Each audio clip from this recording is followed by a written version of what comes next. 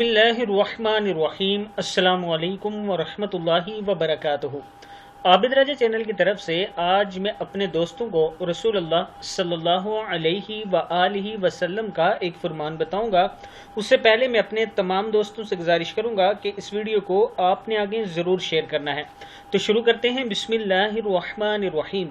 रसूलुल्लाह सल्लल्लाहु अलैहि व आलिहि वसल्लम ने इरशाद फरमाया, एक आदमी किसी बस्ती में अपने मुसलमान भाई से मुलाकात करने के लिए चला तो अल्लाह ताला ने इसके रास्ते पर एक फरिश्ता बिठा दिया।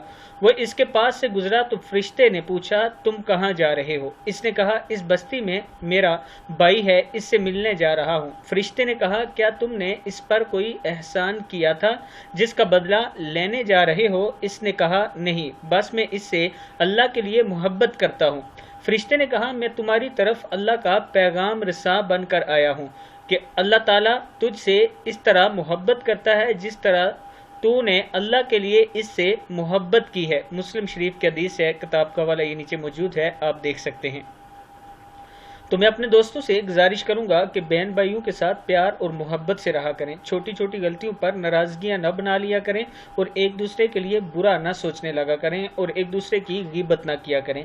इस वीडियो को आप दोस्तों ने आगे ज़रूर शेयर करना है। अस्सलामु अलैकुम वरहमतुल्लाहि वबरकातुहू।